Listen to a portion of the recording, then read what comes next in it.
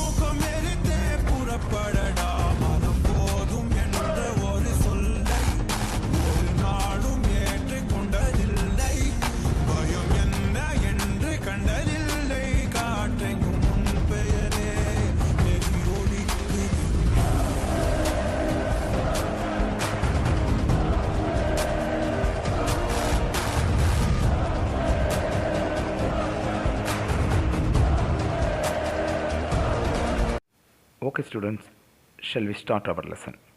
First பார்ட்டோட எண்டில் நாம் சச்சினோட அண்ணனை நம்மளுடைய ராம்கண்ட் அச்சிரக்கர் கோச்சர் கூப்பிட்டு அவரோட ஸ்கூலை சேஞ்ச் பண்ணுறதுக்கு உண்டான விஷயத்தை பற்றி பேசினார்.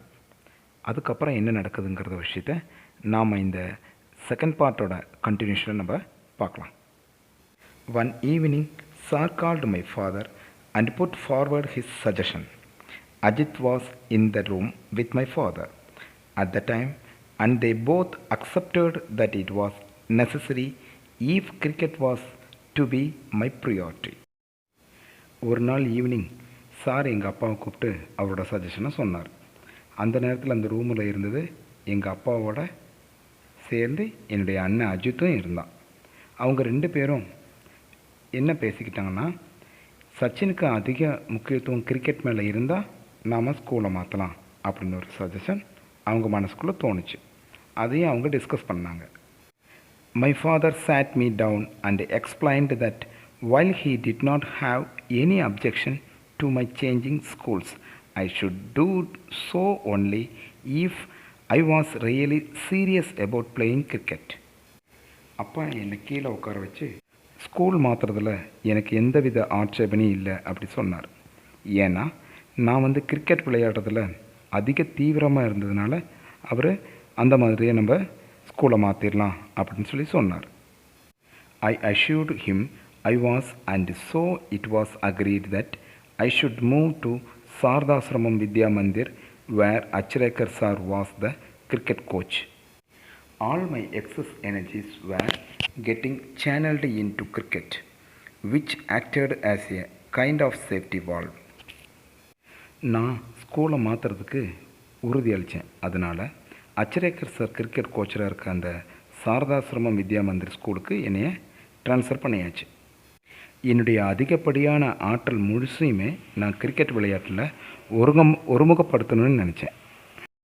எனக்கு ஒரு பாதுகாப்பு சேஃப்டி வால்வாகவும் யூஸ் ஆனது. My father always said that all he wanted to me to do was give it my best effort without worrying about the results. எங்கள் அப்பா என்கிட்ட எப்பயுமே என்ன சொல்வார்னா, ரிசல்ட்டை பற்றி கவலைப்படாத, அதாவது முடிவை பற்றி நீ எதிர்நோக்காத, எப்பயுமே உன்னுடைய பெஸ்ட் எஃபர்ட்டை கொடு, அதாவது மிகச்சிறந்த முயற்சியை செய், உனக்கு நல்ல ரிசல்ட் வரும் அப்படின்னு எங்கள் அப்பா எப்பயுமே என்கிட்ட எதிர்பார்ப்பார். In my first year at Sharadashram I played 55 practice matches during the summer break of 60 days. My summer sessions used to start at 7:30 a.m. and end at 4:30 p.m. First year Sharadashram ஸ்கூலில் சம்மர் கேம்போட 60 நாள் கேம்பில் நான் 55 ப்ராக்டிஸ் மேட்ச் விளையாண்டேன். அதே போல் என்னுடைய summer கேம்போட practices early morning 7:30, அதாவது காலையில் 7:30க்கு ஸ்டார்ட் ஆகி ஈவினிங் 4:30க்கு முடியும். My evening session would start at 5 p.m. After only at 30-minute break. During the break sir would often give me some money to go and have a vada pav. என்னோட ஈவினிங் நேர coaching வந்து அரை மணி நேரம் கேப் மட்டும்தான் இருக்கும்.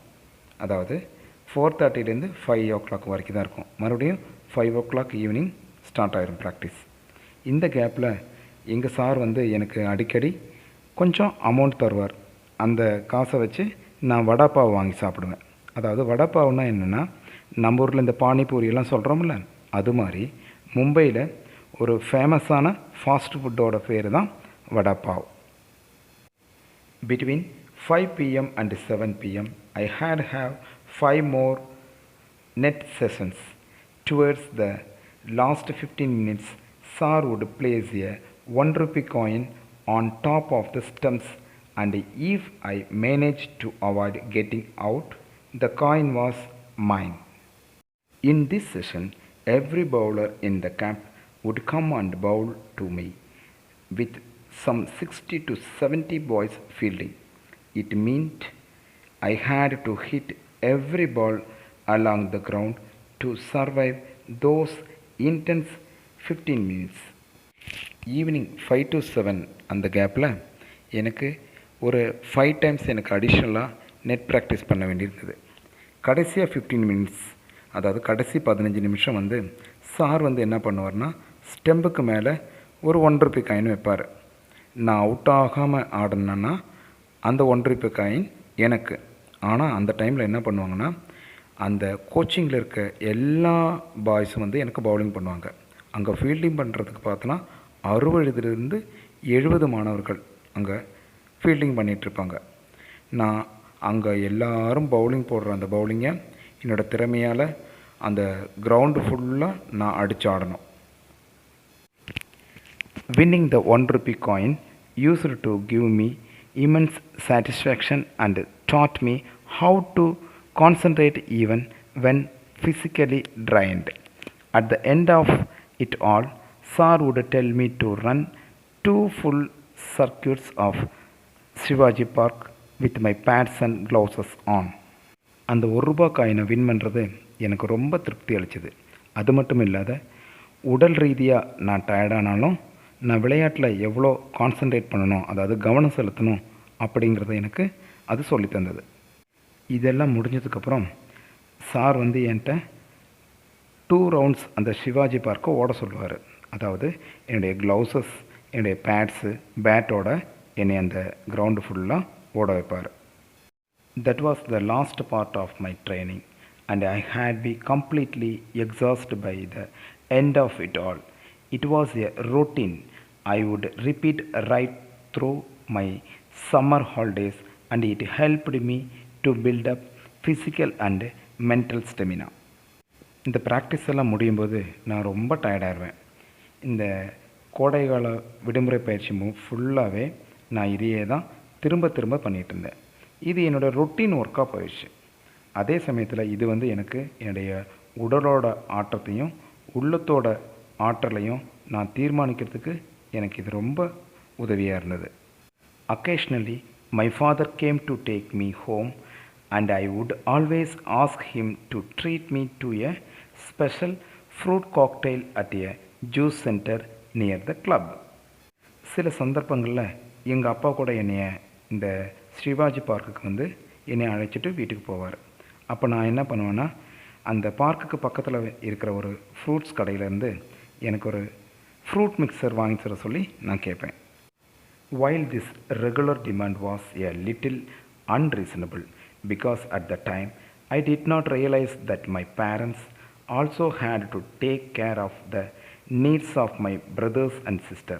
My father would invariably end up giving me what I wanted just to see me happy.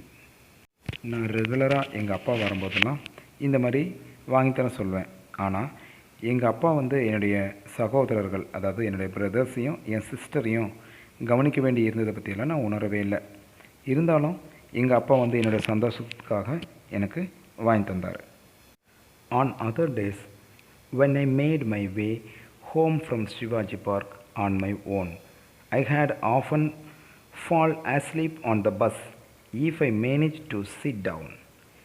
Anyone who has been on a Mumbai bus At peak hours, we'll know just how difficult it is to get a seat. மற்ற நாட்களில் நான் சிவாஜி பார்க்லேருந்து எங்கள் வீட்டுக்கு நான் அடிக்கடி பஸ்ஸில் தான் வரணும். அந்த சமயத்தில் நான் தூங்கிடுவேன். எனக்கு யாருமே சீட்டு தர மாட்டாங்க. அது இல்லாமல் இந்த கூட்ட நேரத்தில் சீட்டும் கிடைக்காது. அதுவும் அந்த பீக் ஹவர்ஸில் மும்பையில் பஸ்ஸில் வந்து யாருக்கு சீட்டு கிடைக்கும் கிடைக்காதுங்கிற விஷயம் ஒருத்தருக்கும் கிடைக்காது. அதே சமயத்தில் அந்த சமயத்தில் சீட்டை பிடிக்கிறது கூட ரொம்ப சிரமமான வேலையாகவும் கூட இருந்தது. On days when I wasn't so lucky, it was still a challenge just to stand with the kit bag because the bus conductors would inevitably complain about me taking up the space of another passenger. எனக்கு அதிர்ஷ்டம் இல்லாத நாள், அதாவது கூட்டமாக இருக்கிறதுனால நான் என்ன பண்ணணும், நின்றுட்டே வரணும். அதே சமயத்தில் இந்த கிட் பேக்னால் என்னென்னா, இந்த கிரிக்கெட் பேட்டு, ஸ்டெம்பு, பாலு இதெல்லாம் போட்டு வைக்கிற ஒரு பேகு. அந்த பேக் வந்து என் ஹைட்டுக்கே இருக்கும். நான் அதை வேறு முன்னாடி நிற்க வச்சுட்டு தான் நான் பஸ்ஸில் நின்னாகணும். உடனே கண்டக்டர் அங்கேருந்து சத்தம் போடுவார், ஏப்பா நீ நிற்கிறது இல்லாமல் உன் கிட் பேக் அங்கே வச்சு இன்னொரு பேசஞ்சர் கொண்டான இடத்த நீ வந்து அந்த இடத்துல அடைச்சிக்கிற அப்படின்னு கம்ப்ளைண்ட் பண்ணுவார். அதாவது என்கிட்ட அவர் சொல்லுவார். It would be embarrassing because the conductors were often rude and would sometimes ask me to buy 2 tickets. I didn't have the money for the second ticket and I had to learn to take these remarks in my stride. இது எனக்கு தர்ம சங்கடமாக கூட தான் இருந்தது. ஏன்னா அந்த கண்டக்டருங்களாம் என்னை எப்பயுமே கொடுமையாக தான் திட்டுவாங்க. சில நேரங்களில் என்னை 2 டிக்கெட் கூட வாங்க சொல்லுவாங்க. ஆனால் அந்த 2வது டிக்கெட்டு வாங்குறதுக்கு கூட என்கிட்ட காசு இருக்காது. நான் என்னுடைய ட்ராவலிங் டைமில் இந்த மாதிரி கொடுமையான விஷயங்கள்லாம் நான் அனுபவித்தேன். Dirty clothes often added to the embarrassment. With time, I evolved a way of wrapping the kit bag around me. இந்த அழுக்கான ட்ரெஸ் வந்து எனக்கு ரொம்ப சிரமமாக இருந்தது. கொஞ்ச நாளில் நான் என்ன பண்ணிக்கிட்டேன், அந்த கிட் பேக்கோட அந்த மேல் உரையை எனக்கு மேலே நான் போத்திக்கிட்டேன். அது வந்து எனக்கு ஒரு சேஃபாகவும் இருந்தது. Just as the helmet and pads became a part of me while batting, so the kit bag became an existence of me on the bus. I had often taken the bus or train from Bandra to Churchgate and it was all a great learning experience. என்னோடய kit bag, அதாவது அந்த bat ஸ்டெம்பெல்லாம் போட்டு வைக்கிற அந்த நீளமான back வந்து எனக்கு ஒரு கூடுதலான சுமையாக தான் இருந்தது. ஏன்னா நான் பாந்திராவிலேருந்து சர்ச் கேட் எங்கள் வீட்டு வரைக்கும் ட்ரெயின்லேயோ இல்லை பஸ்ஸில் போகும்போது அது எனக்கு ஒரு பெரிய அனுபவமாக தான் இருந்தது எனக்கு. Even though I loved cricket, there were still occasional days when playing with my friends at home was such fun that I would conveniently forgot I was supposed to go to the nets. If I didn't turn up, Achelekar sir would jump on the scooter and come to find me. நான் வந்து கிரிக்கெட்டை அதிகமாக நேசித்ததுனால சில சந்தர்ப்பங்களில் நான் net ப்ராக்டிஸுக்கு போகிறது கூட மறந்து என் ஃப்ரெண்ட்ஸு கூட எங்களோட ஸ்ட்ரீட்டில் நான் விளையாடுறத வேடிக்கையாக இருந்தது. நான் இந்த நெட் ப்ராக்டிஸுக்கு போகாமல் இருந்ததுனால அச்சிரேக்கர் சார் யோசிப்பார், இங்கே இவன் ஆளை இன்னும் காணாம் அப்படின்னு யோசித்து அவரோட ஸ்கூட்டரை எடுத்து என்னை தொலைவிட்டு வந்துடுவார். Sir would spot me in the melee and virtually drag me out. அந்த குழப்பம் நிறைஞ்ச அந்த கூட்டத்திலேருந்து சார் என்னை அடையாளம் கண்டுபிடிச்சிட்டு வெளியே இழுத்துட்டு வந்துடுவார். I would come up with excess, but he would have none of it. He would get me to change and head off to Shivaji Park. நான் சில சாக்கு போக்கெல்லாம் சொல்லுவேன், அதெல்லாம் அவர் எதையும் எடுத்துக்க மாட்டார். அவர் என்னை நேராக போய் ட்ரெஸ் சேஞ்ச் பரவ சொல்லி நேராக சிவாஜி பார்க்குக்கு வேகமாக கொண்டு போய் விட்டுருவார். On the drive he would tell me, don't waste your time playing inan's game with these kids. Cricket is waiting for you at the nets. Practice hard and see what magic can transpire. ஸ்கூட்டரில் வந்துட்டு இருக்கும்போது அவர் எனக்கு சொல்லுவார், இந்த பைத்தியக்கார பசங்களோடலாம் நீ விளையாடாத, உன் நேரத்தையும் வேஸ்ட் பண்ணிக்காத, நெட் ப்ராக்டிஸ் நல்லா பண்ணு, உனக்காக கிரிக்கெட்டே வெயிட் பண்ணிகிட்ருக்கு. நீ கடுமையாக பயிற்சி செய். இந்த கிரிக்கெட் வந்து உனக்கு எந்த மாதிரியான ஒரு மேஜிக்கை கொடுக்குன்னு சொல்லி நீ அப்புறமேல் பாரு அப்படின்னு சொல்லுவார். At that time, I hated being dragged off, but as I look back, I feel sheepest about my actions and can only admire Acharakar's farsightedness. அந்த நேரத்தில் என்னைய சார் இழுத்துட்டு போகிறத நான் வெறுத்தேன். ஆனால் நான் திரும்பி பார்த்தேன் என்னோடய லைஃப்பை. ஏன்னா அதெல்லாம் எவ்வளோ ஒரு முட்டாள்தனமான வேலையாக இருந்ததுன்னு சொல்லி அப்போ தான் நான் யோசித்தேன். அதே நேரத்தில் அச்சரேக்கர் சாரோட ஒரு தொலைநோக்கு பார்வை, அதாவது நான் எதிர்காலத்தில் எப்படி வருவேன் அப்படின்னு சொல்லி அவர் என்னை ரொம்ப கணிச்சு வச்சுருந்தார். Sir also punished me on one occasion when I trying to teach me a very important lesson. ஒரு சந்தர்ப்பத்தில் அவர் எனக்கு ஒரு முக்கியமான பாடத்தை கற்பிக்கும்போது என்னை அவர் தண்டிக்கவும் செய்தார். Once I bunked my daily evening practice to watch an inter-school cricket match, not anticipating that sir would be there. ஒரு நாள் நான் என்னுடைய ஈவினிங் கோச்சுக்கு நான் கட்டடிச்சிட்டு நான் கிரிக்கெட் மேட்ச் பார்க்க போயிட்டேன். ஆனால் சாரும் அங்கே வந்திருப்பாருன்னு நான் எதிர்பார்க்கவே இல்லை. He was angry and he said it wasn't for me to come and watch other people play for. If I practiced hard enough, one day people from across the world would come and watch me play. அந்த நேரத்தில் அவர் ரொம்ப கோபமாயிட்டார். உடனே அவர் என்கிட்ட என்ன சொன்னார்னா, மற்றவங்க விளையாடுறத பார்க்கறதுக்காக நீங்கள் வரக்கூடாது. நீ என்ன பண்ணணும், கடுமையான ப்ராக்டிஸ் பண்ணனா ஒரு நாள் நீ விளையாடுறத பார்க்குறதுக்கு இந்த உலகத்தில் இருக்க எல்லா மக்களும் வருவாங்க அப்படின்னு என்கிட்ட அவர் சொன்னார். Had it not been for sir, I would not be the cricketer I turned out to be. Achrekar sir இல்லாமல் இருந்திருந்தால் நான் ஒரு பெஸ்ட்டு கிரிக்கெட்டராக இங்கே இருந்திருக்க மாட்டேன். He was a strict disciplinarian and did everything he could for me. I owe myself to him. அவர் ரொம்ப கண்டிப்பானவர். அதே நேரத்தில் அவர் ஒவ்வொரு விஷயத்தையும் எனக்காக முடிஞ்சதை எல்லாம் செஞ்சார். அதனால் நான் என்றைக்குமே அச்சரேக்கர் சாருக்கு கடமைப்பட்டவனாக இருப்பேன் அப்படின்னு இந்த லெசனை முடிக்கிறாங்க.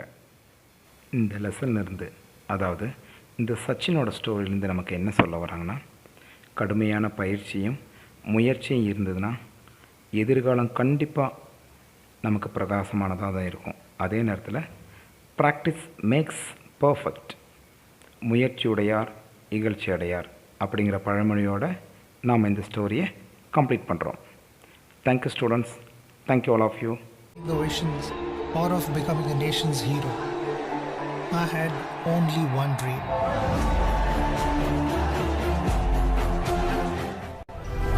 Sachin Tendulkar, what a player! What a wonderful player!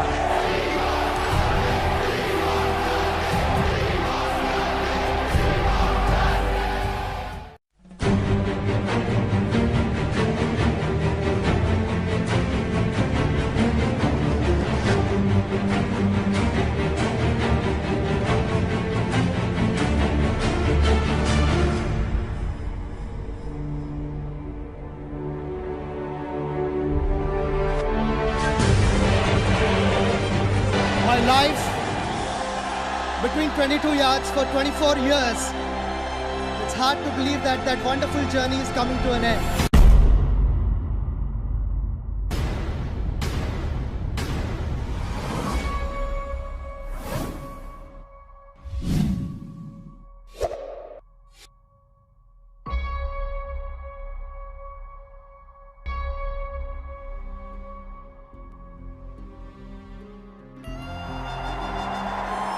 What a player.